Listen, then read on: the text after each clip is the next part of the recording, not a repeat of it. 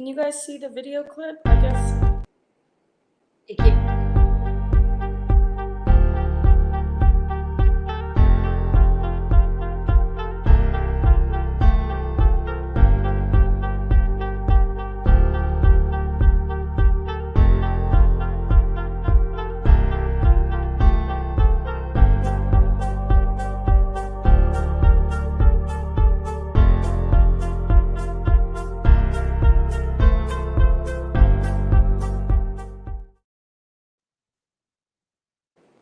Happy Monday, everyone. Welcome to another episode of Hacks, Tips, and Tricks for Real Estate Agents. I am one of your hosts, Holly McCrory, team lead of Empower Real Estate Group. Actually, we're now in San Angelo, Dallas, and Houston. We just picked up Houston recently. And actually, today we just picked up someone in Charleston, South Carolina. So Texas and South Carolina now, which is really exciting. Two-time icon agent with eXp Realty, known for selling 100 homes per year in a small town of less than 100,000. And then starting this podcast now. It's been, we just hit our 1 year mark, so very exciting. I've got my co-host on, this way, Casey Stiers, downtown guru of Raleigh, North Carolina. She really works all of North Carolina, though, so if you have any needs there, you can hit her up. Yeah, I also have an agent in 30A, that's in Florida as well. So, we're covering a lot of the South right now. And then today we've got one of my good friends and my go-to lender on here, Thomas Von Der Ahe, out of Dallas, Texas, but he can help in a ton of different states. And we're going to be talking a little bit about, what differentiates Thomas. Of course, I'm going to let him, tell you guys a little bit about himself, but really we're going to be focusing on different ways that we can partner, real estate agents can partner with lenders and really utilize them for networking, for marketing, for events, all of the above. And then, of course, a little bit of the state of the market too, since it's a little crazy right now. So thank you, Thomas, for coming on. We really appreciate it. Of course. No, thank you for having me. And I mean, congratulations. You two both have hit so many milestones. I'm honored to be invited onto this podcast and excited to kind of share some information, hopefully, bring some new agents, some tips, tricks, get them a little bit more business, teach them different kind of marketing pieces, and just hopefully just drum up and, start growing their current portfolio. Absolutely. I'm going to put a little ticker here at the bottom with your Instagram handle. If you want me to put your email or different, let me know. But yeah, thank you. It all comes to the same place. Yes, perfect. So Thomas, tell us a little bit, give us the spiel, give us a background on you, what your position is, company, kind of getting into real estate. We'd love to hear it all. Of course. Yeah, no, this is something that I like to tell all of my clients this when I first get on the phone with them, just because I feel like not a lot of people know much about the lending space. I feel, very fortunate to have the ability to teach a lot of first-time home buyers and really walk them through the process. But the number one thing I always like to share with them is the main difference between what we call retail lending and wholesale lending. So I've worked in the retail side. That is the Wells Fargo, Rocket Mortgage, Chase Bank. That's that side of the industry. And they're pretty much given a ideal applicant that they're looking for. And so what I quickly learned is working on the retail side, if your client doesn't fit in that perfect little puzzle piece box that bank is looking for, you're not going to get what they're advertising, they're showing people are getting. It's unfortunate, and I think it's a little misleading, but that's just the fact of the matter. So switching over to the wholesale side, we actually have mortgages that we purchase in bulk. So it's like the difference between going to a supermarket versus Costco and Sam's Club. So we get the best rates because we can shop around with over 130 different lenders. We can figure out what bank is going to, or what lender is going to give that ideal applicant their best interest rate and product and program. And so we're able to basically take all those savings, pass it on to the client, and it works out much better because we're always able to find a program for these people rather than turning them away out the door or just, getting them into an interest rate that they could have found something better for. So that's the difference that I like a lot of my clients and a lot of agents to know is you're losing out on business if you're working with these retail banks just because they don't have as vast of programs, whether that be a primary residence and it's a first-time home buyer to a seasoned investor. These investors, they get to the point where they've got 10 mortgages, and these sponsored enterprises that purchase mortgages, they don't allow you to have more than conventional loans. So that's where these investors come to me and say, hey, I need a different type of loan. And that's where we can then help serve them. So there's a lot of different things we can do. It's been amazing. I've had clients shop around, and it seems like you're always beating out, whatever other rates or the programs, whatever it may be. Just the fact that you can pull from so many different ones, and then you guys also have like the wholesale aspect of getting those rates. It's been amazing. I always compare it to, so another guest we've had on is Tyler Gibney, which is actually who I met you through. Shout out to Tyler. Shout out to Tyler. Yes, he's with Goosehead Insurance, which is another, like an insurance broker where they're able to pull, not just from one company, not just from a Nationwide or a Geico. They're pulling from all different companies, and they're able to get you the best rate that way. So that's kind of how I view your team and you. Exactly. No, that's the best way to look at it. We just have so many different products and programs from, every lender of mine probably has, I would say, anywhere from 30 to 50 different programs. And I have 150 or 130 different lenders. So, you can clearly see how many different, options we have for our clients. And I mean, you can look it up on Google. The statistics will speak for themselves that on average, working with a mortgage broker or an insurance broker, on average, we're able to save clients about $9,000. So it's, pretty big savings, and that really can make or break whether or not you're qualified for a home or a product or whatever the case is. But, it just puts a smile on my face, and that's why I'm in this industry, because, getting to be the person that shares that good news to get that family or couple the keys to their home. I mean, it's an unbeatable feeling. Yes, I agree. We agree. Yeah. I was just kind of thinking, I'm like, you're like the Google Flights of the lending process. Like, instead of everybody going and looking up each of the rates at each airline, they just go to Google Flights now. It's like, you are the Google Flights of the lending process. I might have to steal that line from you. No, I was like, I like that line. Sorry, what'd you say, Casey? I like that line. That might have to be a social media post. I think so. I think it might be. Okay, so let's dive into maybe like the approval process for you a little bit more, because we chatted a little bit on the phone earlier, and you had just kind of talking through that. There were some good little hacks, tips, and tricks that you kind of mentioned in there. Of course, yeah. So, I mean, from a realtor's perspective, here's what, and I'm not, directing this, only towards me, but from a realtor's perspective, here's what I think you should actually look for in your lender. The first thing is not necessarily them working remote, but the ability for them to work anywhere that they are, just because, as y'all know, things happen quickly in our industry, and you need a pre-approval. You need clients to be qualified when when that time comes. And so having, a loan officer or a mortgage broker, whatever the case is, having them be able to work for you around the clock, I think that's probably the number one thing you should look in your loan officer or mortgage broker. I mean, it speaks for itself. Having that person that you can reach out to at a Sunday night at 10 p.m. and say, I need a new pre-approval letter, trying to submit an offer. That time is going to close in a couple hours. And so having the ability to have that person 10 out of 10 times of the day, I think that's probably the number one thing you should look for in a broker or a loan officer.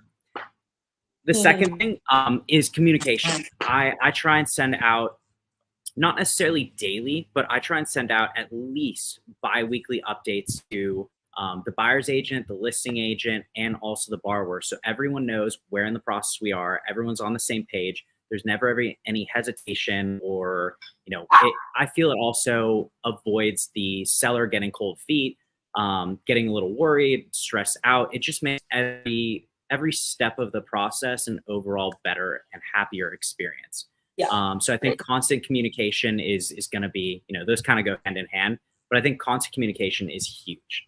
The next one that I, specifically my company like to do, we actually don't just pre-approve our clients on a purchase price. We pre-approve our clients based on percentages.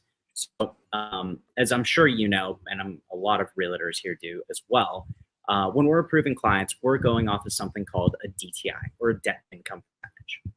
It's going to be your income divided by all of your debts and liabilities that you're required to pay for every single month.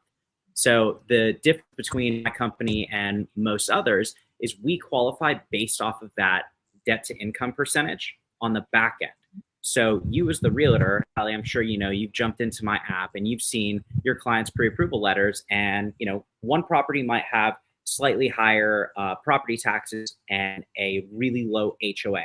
However, the next property has a really high HOA and somewhat high property taxes. Whatever the scenario is, you're actually able to jump in and slide those numbers around, adjust them, and see if that client is still pre-approved, which is, for my perspective, makes my life a little bit easier. It's just a little bit more work up front that we have to do in order to get that. But on the back end, you're laying awake at 3 a.m. and you want to see if that client's pre-approved for a house that you just saw on Zillow. You're able to see that even if I don't happen to be available at that time. On the flip side of that, you can also go, house hunting throughout a day from house to house to house, and you can just do a new pre-approval letter based on each individual purchase price. So you never have to worry about, showing the listing agent that your client is overqualified for a home, which just reduces your negotiating power. Right. We understand that. So it just definitely makes it a little bit easier. And then the last thing that I would say that we like to do, everything is all automated through our system. So when clients take an application, it doesn't just ask them question after question. It actually goes through the application like they're having a text conversation. So it's really simple, really seamless. And then based on the criteria that they input into our application, it'll auto request documents. So, let's say they've got their W-2s on a paper copy. They can just take photos with their phone directly through the app. It'll convert it to a PDF and shoot it straight over to me. So definitely, there's a lot of timeliness and kind of, it's all about the user interface. And that's what I would say. Absolutely. Yeah, especially in this day and age post-COVID. Yes. Exactly. I like the fact that you can do it from house to house. That makes your life easier, because that's one of the biggest things is, okay, reach out to your loan officer, tell them this is what we're asking, or it's just one of those things, and then you got to wait on to send over the letter. And well, and that's exactly that would come in handy if you didn't, like around here, it works a lot. If the agents know you, they know that you're not going to waste their time. Yeah. But if you're a new agent and they don't know you, if I see that, I'm going to I'm going to need that pre-qual letter before I'm going to do anything. So. Yep. Yeah. And actually thinking about this, one of my best hacks, tips, and tricks, especially, if you're a buyer's agent, before you even write an offer, I like to make sure personally that the buyer is aware of what the monthly payment is estimated to be before we put an offer in. Because I've had it on, like when I was first in the industry, I had to learn that the hard way. Or even, being a listing agent, I see it where people don't realize what their monthly payment is going to be, just because it's, it's fine just because it's under their like pre-approved amount. But then when it comes down to it, it's, they see what it is and they say it's too high, and we're already, we've wasted 12 days of a contract being off market. So make sure you always get with your lender or your mortgage broker before you put in an offer, or plug it into a mortgage calculator if it's just weird time. But it seems seems like it would be straightforward for buyers, but it's not at all. So just something to always double check, in my opinion. Yeah. I mean, I will agree with that. I mean, right now with where the market is or rates are going, you never know what your interest rate is going to be in that very moment. So definitely reaching out to your loan officer, confirm, hey, the numbers we still went over a week ago, are they still pretty current? Are they still pretty accurate? And making sure they understand. That's something I always like to do with my clients. And then, when we are submitting an offer, I always like my agents to CC me on that offer. I like to listing know that that client is fully pre-approved. I've gone through, I've vetted them, I've put them through my rigorous underwriting process. So we are, unless something changes, we are guaranteed to close. And then also turnaround time that also definitely does influence that offer and make it a little bit stronger.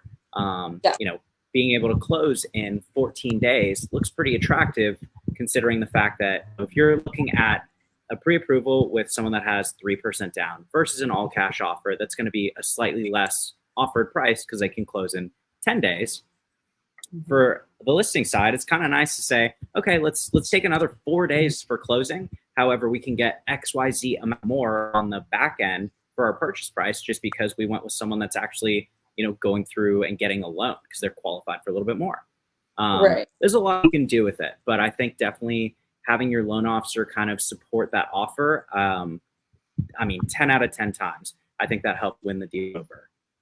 I think so too. That's something that I do. Instead of even including the pre-approval letter, that's nice. I've just been, actually, I haven't been working with many buyers, so I shouldn't say. In the past, when I have been working with a lot of buyers, I will CC the lender so that the listing agent has their contact and can reach out to them. It's just another form of, more communication, more transparency. We're not trying to hide anything. You can contact this lender at any point with questions. You have their information, so you can have ask any questions. And then if you want a pre-approval letter, they can reply to the email and shoot it over. So exactly. I think it may sound crude, but I don't care if I'm annoying the listing agent by my constant updates. When the time comes and the seller says, hey, where's the loan coming? How's it coming in process? That agent knows exactly where it is and they have an answer. So it makes the listing agent look better too. Yes. At the end of the day. So. I did. The other day I had buyers and they already had their lender in place, Thomas. Otherwise, That's okay. But it was so funny because so I was trying to negotiate, a temporary lease for them or something where they could, start moving their stuff in, just with their daughter's school and work. They needed to actually move in, on a certain day. And actually it was the day they signed, but the builder was kind of, they were doing a bridge loan. So it was a 3-day right of rescission. So they weren't actually funded until we signed on a Thursday and it didn't fund until the next Wednesday.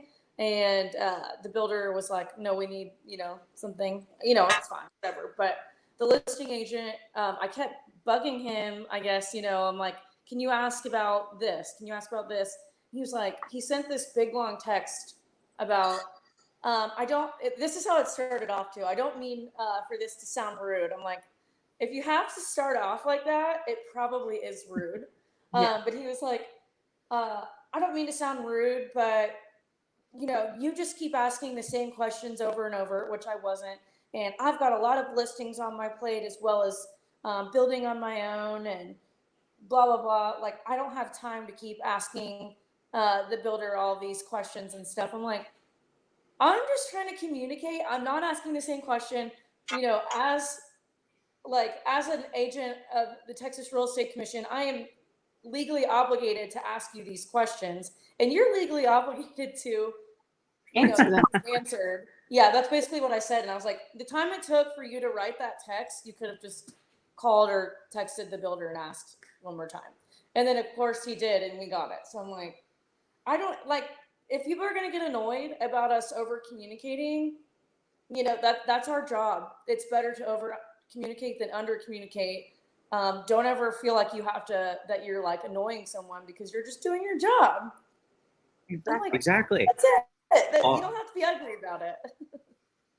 Always over communicate versus under communicating. I mean, we actually just had a home go under contract early last week, and we pulled out of it. We were still we never even got to an official option period, so we put an offer in. The listing agent never even, I mean, they said it was accepted, but never got the contract back over to us until I think it was Friday. It was almost a week that they were sitting on this contract. And at that point, we had blown through quote unquote option period. And then finally, when they got their clients to sign it, the buyer's agent that I'm working with said, you know what, I'm already getting a little bit scared, and they weren't in love with the home. It was just a really good deal. And so we ended up pulling out of it. So it just goes to show communication is everything. Mm-hmm. Yep. Absolutely. Absolutely. Oh man. Yeah.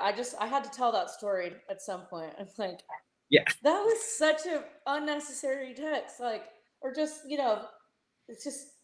it's nothing to get annoyed about, in my opinion. And if and you know what, and I'm going to continue doing my thing and communicating like I do. And if someone doesn't like it, then that's their problem. Exactly. I couldn't mean, be more true. biggest thing, especially my big thing is when agents don't answer their phone, and I'm just like, what are you doing? Like, house or no? Trying to show your house. Okay, so I want to kind of move into kind of our main theme of this podcast. How real estate agents can benefit from partnering with lenders. So I don't know, Thomas, do you have somewhere you want to start with this, or like programs that you offer, and then we could talk about other ways that we can partner, or Yeah, is that okay? absolutely. Okay. I'll 'Cause kick it off. I want you to talk about that Curb Hero program too. Of course. Yeah, I mean, partnering with a lender, I think, is pretty ideal just because, you don't get as many clients as realtors do. Because most people think, I want to buy a house. First step of that process, I'm gonna find a real estate agent. However, they end up turning that client right back around to a lender of their choosing. Most of the time, just because you need to get pre-approved. As an agent, you don't know what type of home to look for until you have at least a number to go off of.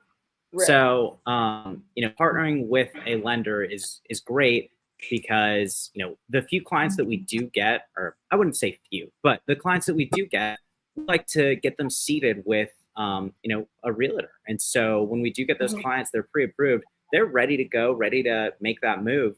We need someone to send them to. And so if you're partnered with some lenders, you're definitely gonna, have the ability to take in some new clients.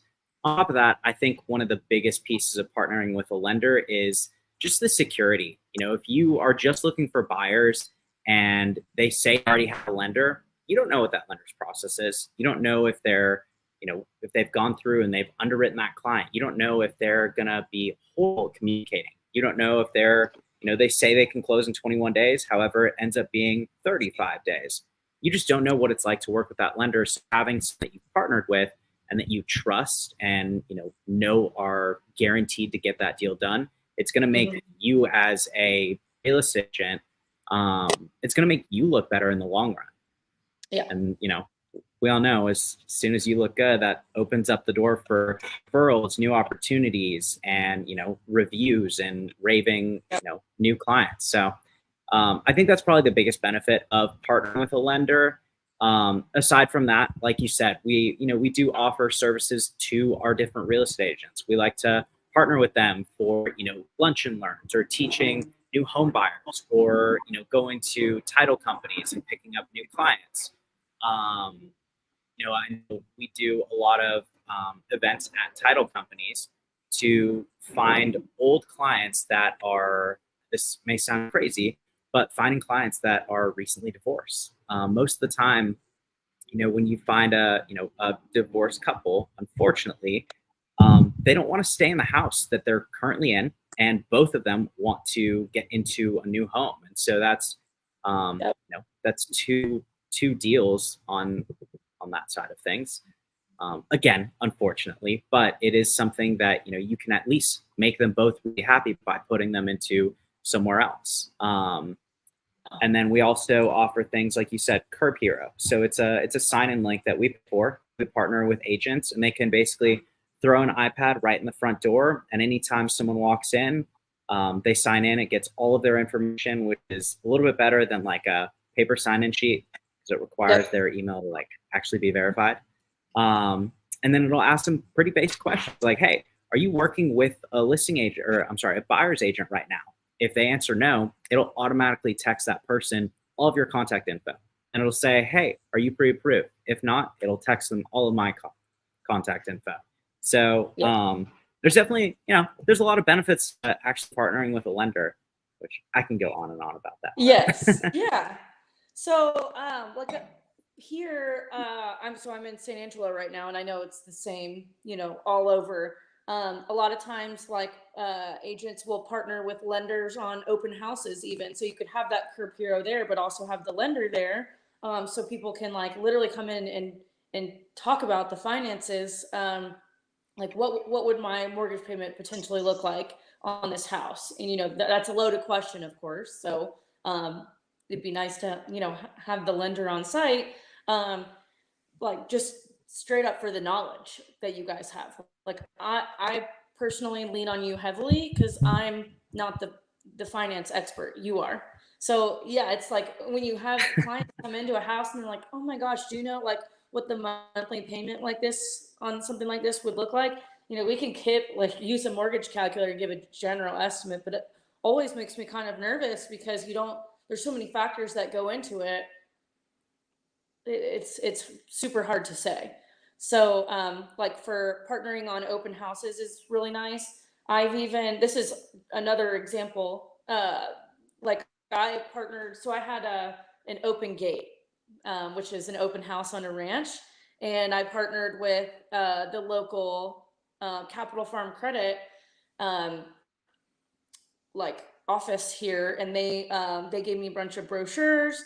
They actually paid for a big charcuterie board for the event, and had like this little wine glasses and sent wine and stuff.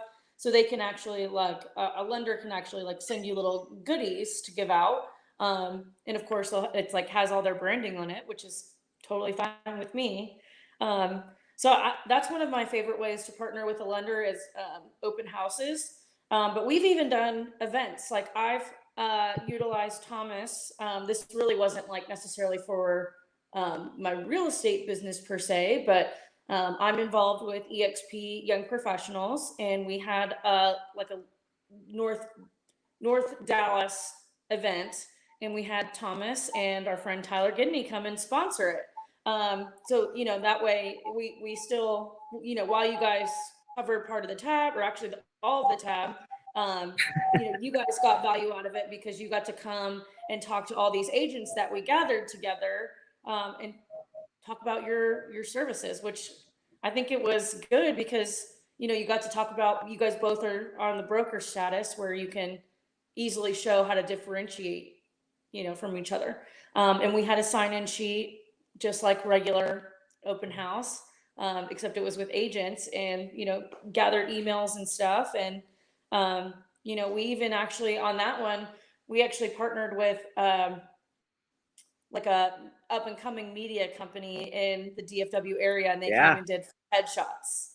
So that was a super successful event. I think that's like, you could do that with clients easily. Come in for happy hour, headshots and happy hours, what we called it, and the lender sponsors it, and you have an event right there, and you have someone else to help you plan it and talk with everybody. So, and like you said, a good lender is going to make and a real estate agent, a good partnership, you're going to make each other look better.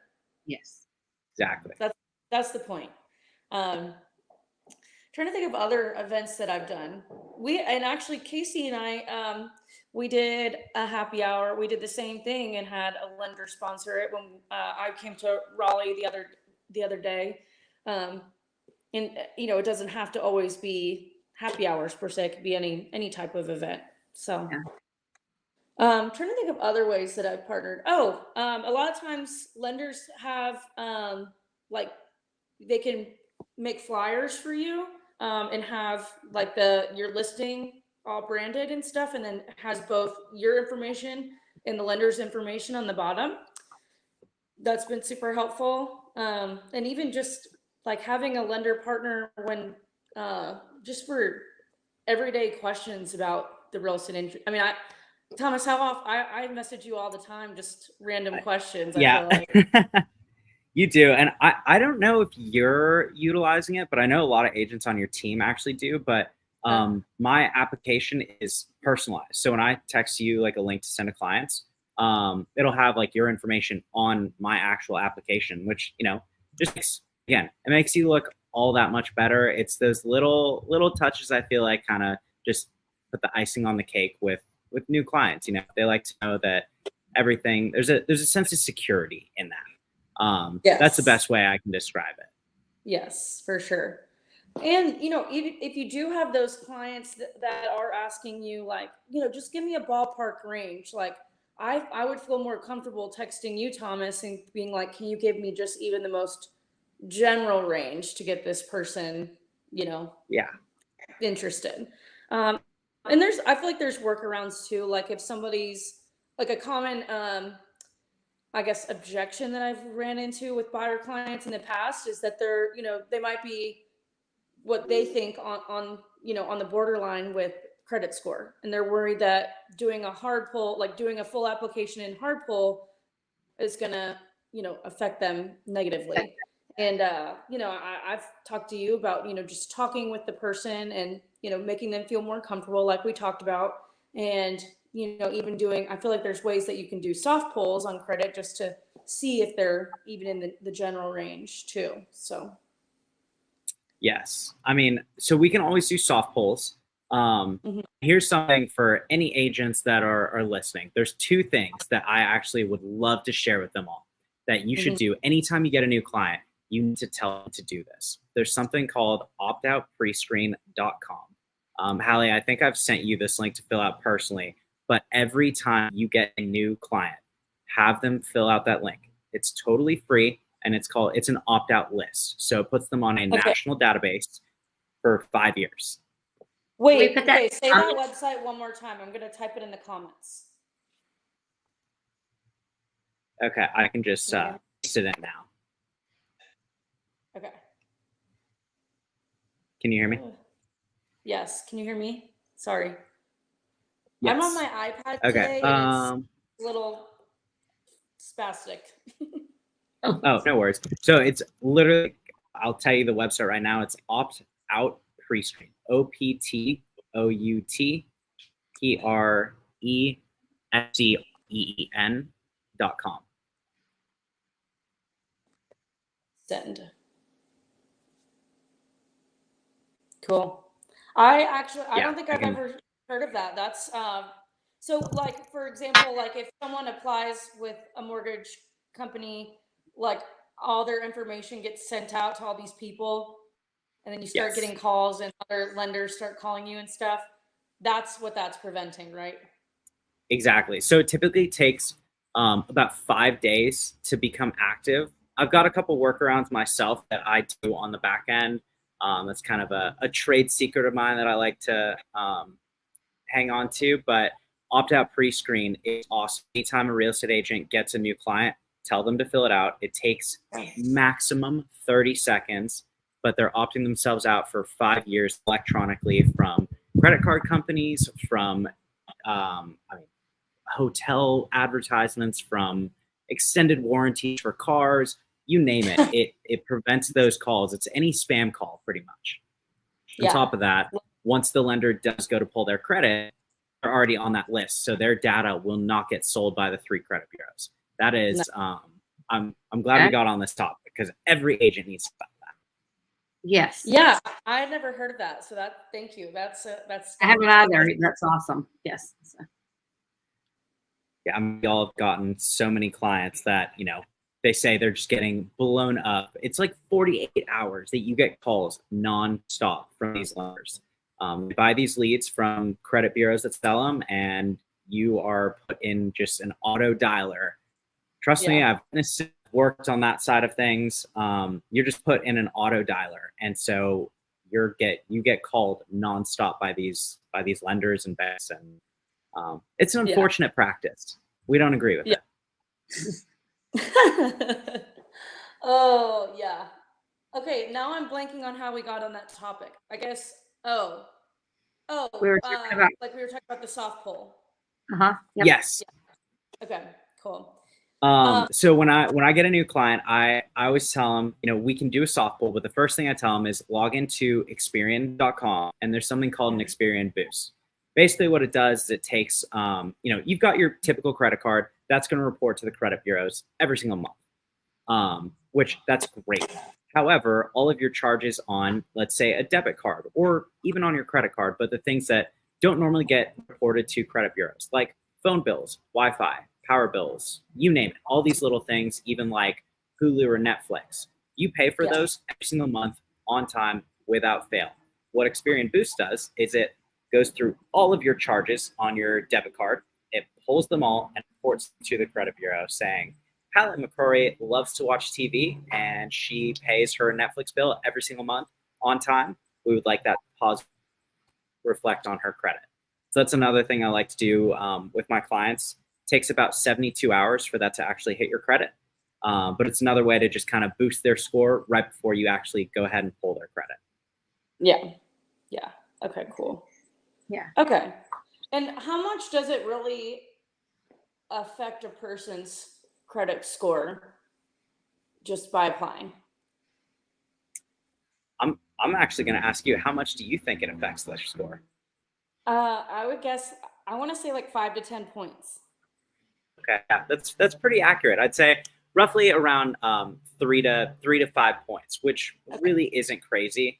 I get a lot of clients that it's going to tank their score like 70 points, and I have to kind of talk them off the ledge. Like, it's actually not going to affect it that much. Your score will go back up the following month, and then on top of that, if you do decide to shop around, let's say Wells Fargo pulls your credit, be scared to actually go inquire with other lenders and other banks, because you can pull your credit as many times as you want within a 45-day period. They call it shopping around. And it won't further affect your credit after that first pull. So that first pull is the only one it'll affect. You got 45 more days to pull your credit as many times as you want. Yes, that's what I've told people in the past too. Yep, that's amazing. I thought it was. I always thought it was 90 days too, so I'm glad you just said 45. Yeah. So. I thought it was 40 days. I was off by 5. There's one bureau that is longer than the 45 days, but I like to tell my clients 45 days because that is the mark where it's not going to affect any one of the 3 bureaus, where, I just don't want to tell them something and then they, take that with a grain of salt. I want it to be fact of the matter. Yes. Well, and we want them to get moving quicker too. Exactly. Love it. Well, and I guess another way, like, you could partner with a lender is kind of like what we're doing now. Like, well, video is, everybody knows video is king right now. You can do little just Facebook lives like this whenever there's, a rate hike or something happens in state of the market that's affecting the real estate industry. Bring on a lender partner, go live on Facebook like this. We're using StreamYard, just if anybody wants to do like a setup like this, and just have a conversation about it back and forth. And on this, you can share it in different Facebook groups, different social media platforms. So utilize lenders for like education too. You could even do, like, I've done held home buyer seminars in the past and partnered with a lender, an insurance agent, and an inspector on an event like that, and it's been very successful. And you could even do that on video too. So, you know what, Thomas, I don't think we covered this, but you can actually help people in a lot of different states. I think like 40 states, I believe. Yeah. So we're licensed pretty much. Yeah, pretty much nationwide. There's a couple states we're not yet licensed in, but pretty much nationwide, we're able to take in clients and get them qualified. If I personally am not licensed, pretty much there's someone on my team that is licensed there. So anytime we get a new client, we actually have a place to get them put into, which is really nice that we're able to just, serve anyone and everyone that we can. Yeah. Well, and I've even, so Casey is also, I'm like, wait, which way is this? Casey's also just started American Dream TV. If you guys think Thomas looks familiar, it's probably because he was on my first episode of American Dream TV with me.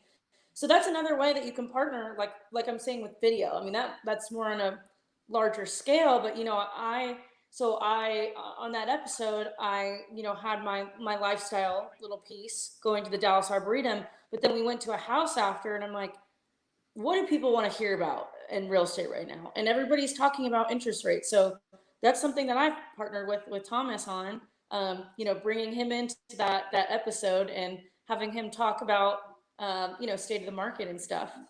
Oh, we've got someone that said, Thomas is the best, one of the smartest loan officers I know. So sweet. So sweet. It just says Facebook user. So whoever that is, thank you. Thank you for Thomas. I appreciate it. Yeah, so it can be video, it can be events, it can be even social media posts, especially now that like Instagram, for example, has like the collaborator feature. Email blasts, you can do an email newsletter together, blog posts. I mean, use it all, and especially now that we can, shorten things and make things easier or more efficient, I should say, with ChatGPT even. So, yeah, just all different examples of ways that you can bring in a lender and help you, especially on that education piece. So really it's, I feel like the ways that we've talked about is networking, education, marketing. Right? Absolutely. I mean, to circle back, I totally agree with you. And circling back to one of the things you said earlier is, partnering with a lender for open house, like a listing that you have, I think that's one of the, obviously you need to get the people into the home, which, I've got some clever things that I actually want to mention to you. But once you get people into the home, I can't tell you how many clients they come to me and they say, I love this home. I went to the open house. I'm not working with an agent right now, but I want to know what my monthly payment is. And so, we run the number, actually go through their full qualification. They submit documentation to me, and I'll tell them, what their monthly payment is.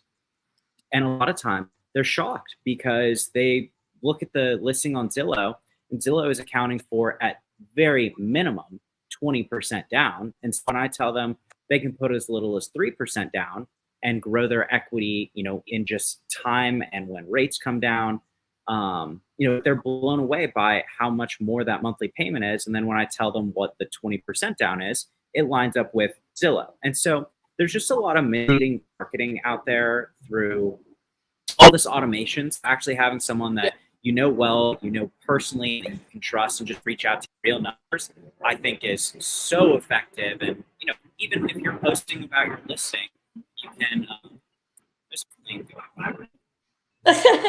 that always happens to me at my house too. All good. But yeah, no, just actually having realistic numbers so people aren't misled when, push comes to shove and they're ready to go under contract and whatnot. That's a huge, huge piece of it. Yeah. Well, and the good thing with you is that you cover so many different types of loans. So like really we've been talking about mainly just, regular residential deals, but you do you can do fix and flip stuff, stuff for builders. So, you could kind of tailor marketing that way. If you have like kind of a fixer upper listing, you could reach out to Thomas and say, or make a post and say, reach out to Thomas. He's got fix and flip loans that are great for investors. So there's you can kind of, I guess, if you don't have a lender, which you should now, you can use Thomas, assuming you're in one of the 40 states he works. But, depending on the lender and what they do, you can, tailor your marketing or partner with a different lender based on what the listing is. So like another example for me personally, being in San Angelo, it's a very affordable market. A lot of people here use the 3%, 3.5%, zero down loans. So a lot of my marketing is, posting a link to my listing and saying, hey, down payment assistance and zero down payment options are available on this house. Reach out and let's get more info. And I can, set up an email easily and connect everybody. And, that adds a person to both my database and to your database. We've got 2 people following up on them. And, because we've talked and I know what you can do with those loans.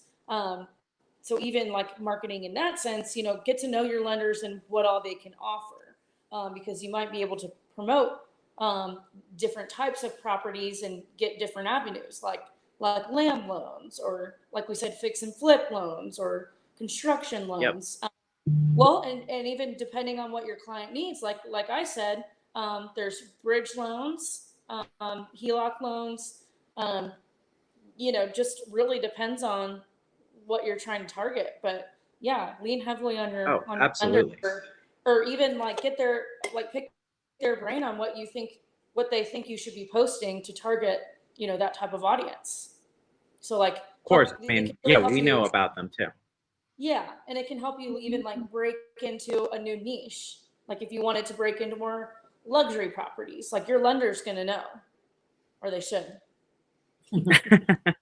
They definitely should. I mean, you're spot on with that. Like, I can't tell you how many people, they're like, okay, well, I want to do, I want to do a construction loan, or I want to do a fix and flip. And, they're going the more wholesale route, where this property is going to be on the market for a day and a half. And if you aren't making an offer, that you're missing that opportunity. I work with a lot of investors, and we've got fix and flip programs where if the listing agent is doing their job correctly, they've already ordered title work, we can close in as little as 48 hours. It's a super fast closing time frame, and it just allows them to basically purchase the property with as little as 10% down, and then spend the next 6 months fixing it up. And there's nothing holding them to keeping that loan. They're able to just sell it, make some money, and do it all over again. So we've got programs like that. We've got programs for jumbo loans. So, you're trying to break into, like you said, that more luxury market. We've got programs for that too. If you've got clients that are looking for, if you've got investor clients that are looking to purchase a property, they've got the down payment. However, their income doesn't cover that new mortgage payment. Got things called a DSCR loan. So we can project the rental amount that they'll be able to, rent that property for, and use that as a qualifying income. So, just another way we can qualify clients. So there's a lot we can do there. Yes. Love it. Okay. So we've only got a little bit more time left. I wanted to reserve some time to talk about state of the market, just with interest rates going up again, possibly going up again soon. Give us your rundown. You're so good at this. Of course. Yeah. So Hallie, you and I, we've actually talked about this a little bit throughout the past week. In all honesty, this isn't something that I like to say, but I am expecting another rate hike, mainly because there's one piece of information that ties us all together. The Fed wants inflation to be at 2%.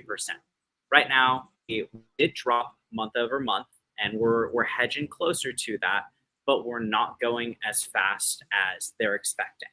So, if we were to not do any more rate hikes, where I project rates to be, I would say in the 10% range. However, the Fed doesn't want rates to get that high. So what they're going to do is they're going to push, they're going to hike rates again. They're not going to go all the way to 10%, but they're going to go slightly higher than they are. It's going to force that's going to force the interest rates to go up a little bit. That's going to force the inflation to go down a little bit. And what that in turn will do is cause everything to shift. Rates will then start to head in a downward trend at that point. And hopefully property value starts to continue to go up. So all the people that have purchased these homes with these higher interest rates, they're going to start building a lot more equity. And then at that point, rates will start to come back down, and they'll be able to refinance and basically have made money back because Yeah. they were able to withstand a higher interest rate for, just a couple months.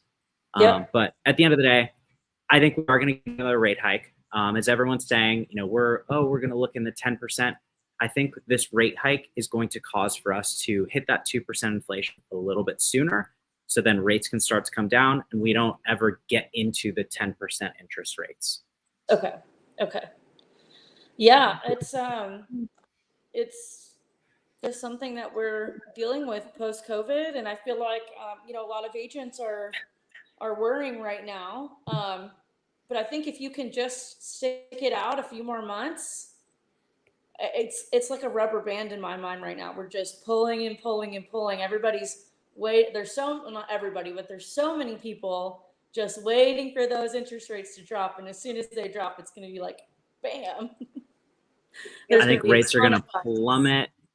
Oh, value's going to skyrocket. We're about to enter a extremely competitive market. From my personal opinion, that's where I think we're headed. I think all the people that are purchasing homes right now put themselves in such a strong position where they will have grown instant equity, where normally you're looking at, growing XYZ amount in the course of 5 years. I think that's going to happen in a much shorter time frame, which, again, that's another piece of information that allows you to get a better interest rate is having more equity in the property. So purchasing now with a higher interest rate, you can drop that interest rate later, growing equity at the same time, and you've got a better, what we call loan to value percentage. Positioning yourself better in the long run. Exactly. Oh, well, let's everyone says. Yes, we're going to stick it out. Date the rate, marry the. Do you think it'll happen at the beginning of next year, mid of next year? What's your thoughts on that? I think we're going to see another rate hike within the next probably month or two. And I don't think it's going to be very far behind where we actually hit the inflation numbers that we need. And then as soon as that happens, that's when rates will start to come down. So best case scenario, I would say 4 or 5 months. Probably. Yes. Yeah. So maybe around the new year-ish. Probably around the new year. And then on top of that, we've got programs like the 2-to-1 buy down, which puts you in a position where you're getting that low interest rate. And then by the time it's time to refinance, you already have that interest rate, but now you're locking it in for the next 30 years. So there's a lot of different programs to, benefit from this market that we're in right now. In my personal opinion, now is the time to move and look at a purchase because, Oh yeah, I know. I'm keeping my eye out right now for any good Airbnb properties, any good rentals. Just because I know their values are gonna skyrocket once interest rates go down. So I'm like, anything that looks like that has potential, I'm going to look. Why not? It's. Raleigh, though, they kind of, in a way, lost their mind. I looked at a for sale by owner today that would basically be a tear down with this guy and a client of mine. And you would think if he was working with an agent, they would have probably averaged it for like 400,000 tops in this house, even where it's located. He's got it on the market for $1,250,000. I don't know where he pulled that number. That's just beyond. It's just beyond. That's wow. Why agents are working. You really have some high hopes, don't you? Everyone's going down their for sale by owner list. They're not even calling, not reasonable. No. So, oh God. I'm not really sure where he got that number out. Yeah, don't be that guy. Don't be that guy. Cool. Well, if rates come down. Yes. I was gonna say if rates come down, you might not be too far off. But right now. Yeah. Okay. So, any other last-minute hacks, tips, or tricks, Thomas, that you want to share with our audience? I know you gave a lot today, so no worries if you don't. Or if you don't, any books that you like or podcasts that you like for real estate agents and other loan officers? I mean, depending on what they're looking to do, there's the Bigger Pockets podcast. You cut out there for a second. Or did you say you're looking for different podcasts to listen to? Yeah, if you didn't have any other hacks, tips, or tricks, if you like, because I know you gave a lot on this podcast already. If there's any other like books that you recommend for agents or podcasts, so yes, you were on track. And I'm I sorry, think my laptop's in the shop, so I'm on my iPad, and the storage is totally full on it. So I think it's lagging for me. no worries.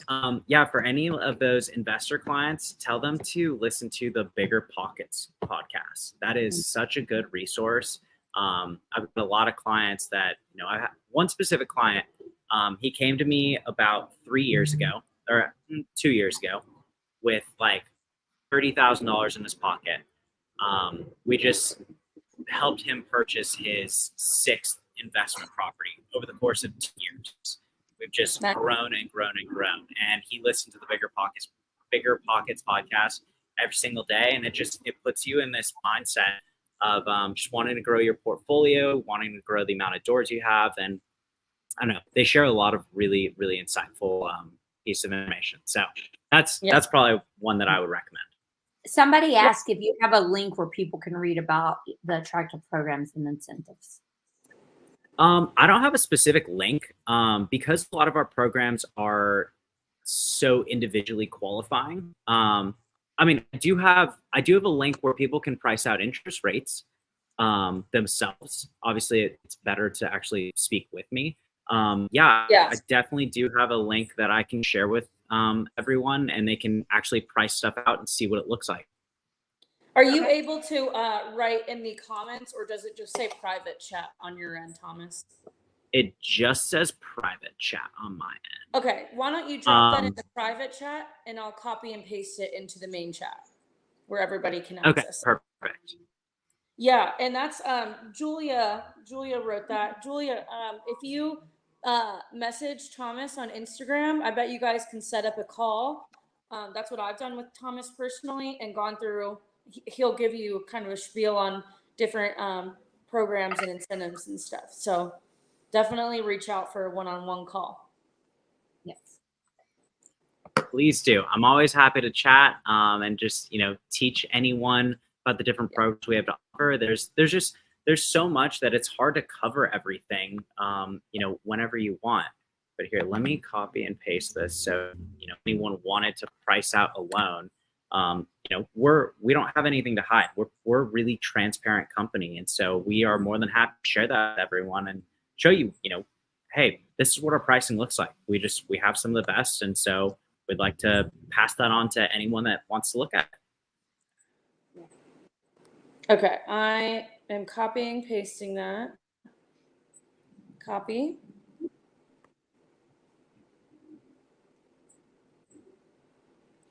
Paste. Oh, well, now it's not. Is it joinedge.com? Is that what it was? Yeah, it's just joinedge.com. It's more for a loan officer side of things. When people say, oh, we're getting shopped around, they went over to this company called Edge. We're not going to hide what our rates are. So we let people price it out themselves if they want to. Yeah. That's what that link is.